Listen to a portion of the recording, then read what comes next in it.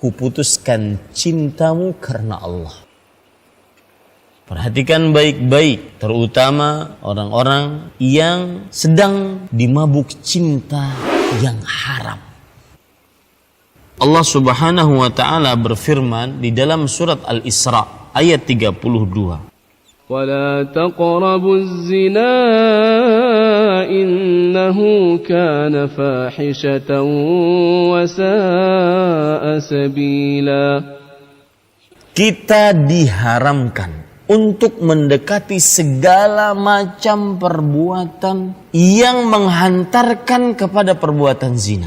Zinanya diharamkan dan semua sarana yang menghantarkannya juga diharamkan.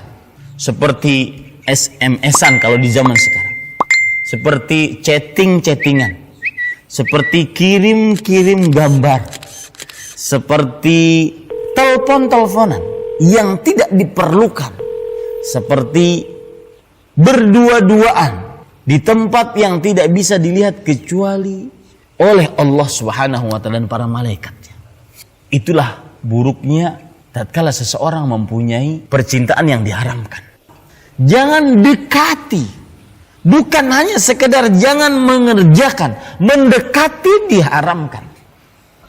Rasulullah SAW bersabda, hadis riwayat Imam Ahmad, tidaklah seorang laki-laki pernah berdua-duaan dengan seorang perempuan kecuali pihak yang ketiganya adalah syaitan. Dan ketika syaitan pihak ketiga, maka syaitan bukan hanya sebagai penonton yang dengan setianya nonton saja, tidak. Dia akan mengobarkan api-api yang diharamkan oleh Allah Subhanahu wa ta'ala, dari api-api cinta yang diharamkan. Perkataan para ulama tentang hukum mencintai, berhubungan sebelum pernikahan. Imam Ibnu Qayyim Al-Jauziyah rahimahullahu ta'ala berkata dalam kitab beliau Rawdatul Muhibbin, jika kecintaan timbul dengan sebab yang tidak ada bahayanya, maka pelakunya tidak tercela. Seperti seorang yang mencintai tetangganya, kemudian dia berpisah. Dia cukupkan cinta tersebut. Rasa cinta tersebut tetap ada dalam hati dan tidak bisa dia pisahkan. Tetapi dia tidak melanjutkan dengan saling tukar foto, saling tukar kata-kata mesra, ataupun saling menelpon, atau saling ketemu, atau saling berpegangan akhirnya dan semisalnya. Maka orang seperti ini cukup dia mencinta di dalam hati, fahadza la yulamu ala dzalik. Dia tidak tercela akan hal itu. Dan begitu pula apabila seseorang terlihat sebuah pandangan yang tiba-tiba tanpa dia sadari dia memandang seseorang yang akhirnya dia takjub dengan perempuan tersebut. Kemudian dia pindahkan atau dia palingkan penglihatannya. Kemudian gara-gara melihat sekilas tadi, rasa cinta timbul di dalam hatinya tanpa ada pilihan dari dia. Dan dia dalam keadaan sedang menolak rasa cinta tersebut, maka ini pun juga tidak tercela. Jika cinta Anda benar-benar karena Allah, maka wahai para laki, ayo maju, ya, jangan mundur, maju kepada walinya. Bapak, saya Fulan bin Fulan ingin menikahi anak bapak. Ini yang cinta hakiki.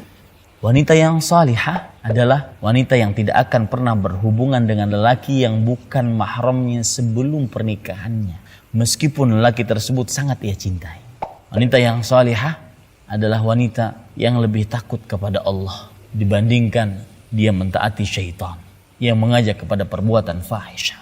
Ini wanita yang pantas untuk dijadikan sebagai seorang istri. Dia tidak akan pernah menggoda laki-laki, baik yang bujangan ataupun yang sudah menikah, dengan kata-katanya yang mesra. Karena dia tahu tidak ada ucapan kecuali malaikat akan menulisnya. Makanya bagi yang sudah di mabuk kepayang tidak ada jalan lain kecuali dua. Imma langsung menikah atau putuskan hubungan. Jangan ragu-ragu, nikahi jika engkau mampu untuk menafkahi lahir dan batin. Adapun cinta di balik tabir, cinta di bawah karpet, cinta di atas awan dengan semua kata-kata mesra, ini adalah cinta dusta. ini adalah cinta dusta, maka putuskan cintamu karena Allah.